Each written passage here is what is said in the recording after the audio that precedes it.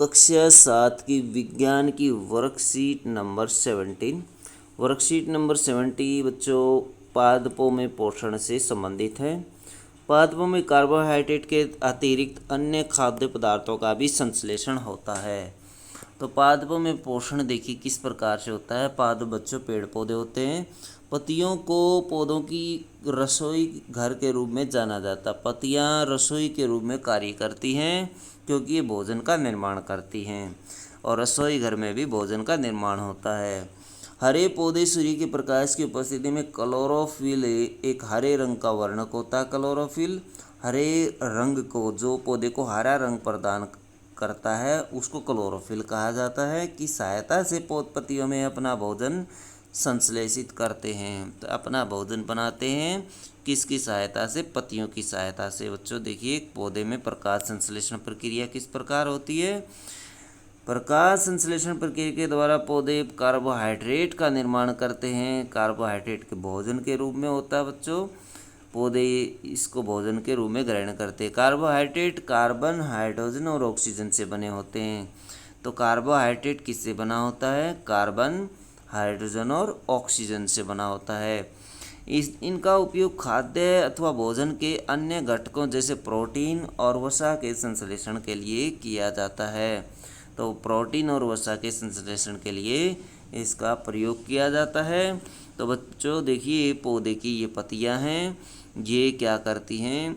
Carbon dioxide ले लेती हैं, सौर ऊर्जा ले लेती हैं, सूर्य का प्रकाश और जल की उपस्थिति हो गई। इन सब की उपस्थिति के बाद क्या करती हैं पौधे? ये पत्तियां भोजन बनाती हैं और भोजन बना करके कार्बोहाइड्रेट का निर्माण करती है।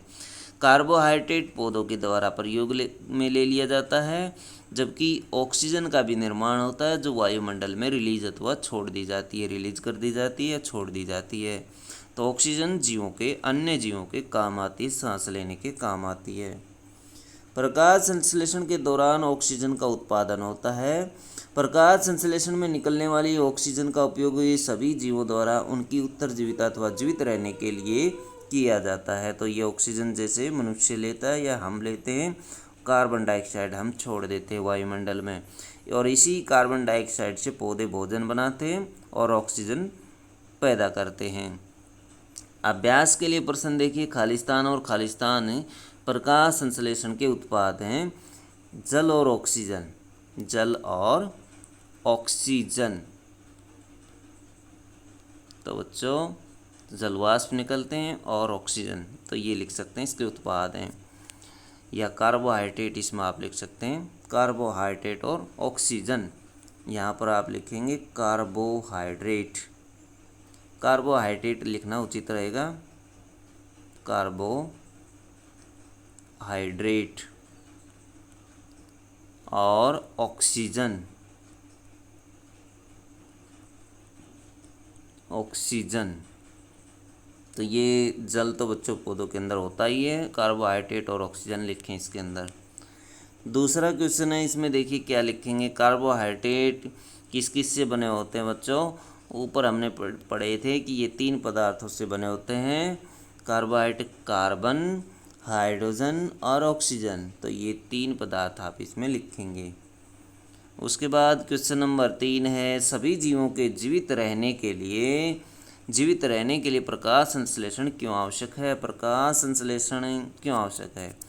तो प्रकाश संश्लेषण पौधों में कार्बोहाइड्रेट का निर्माण करती है अथवा भोजन का निर्माण करती है, और जबकि अन्य जीवों के लिए ऑक्सीजन का निर्माण करती है, इसलिए ये सभी जीवों के लिए आवश्यक है। क्या लिखेंगे? पौधों के लिए कार्बोहाइड्रेट बनाती है, पौधों के लिए क्या बनाती है? कार्बोहाइड्रेट बनाती है। पौधों के लिए कार्बोहाइड्रेट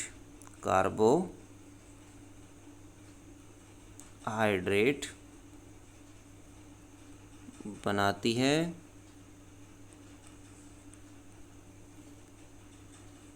और जबकि अन्य जीवों के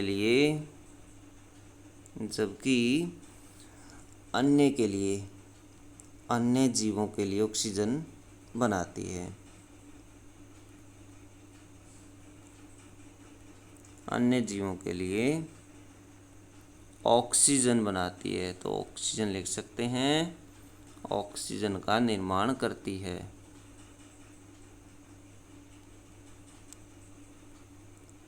इसलिए इसलिए लिख करके क्वेश्चन लिख दीजिए आप। इसलिए बच्चों क्या है, इसलिए प्रकाश संश्लेषण यहाँ से लिखेंगे, प्रकाश संश्लेषण जो है वो सभी जीवों के लिए आवश्यक है।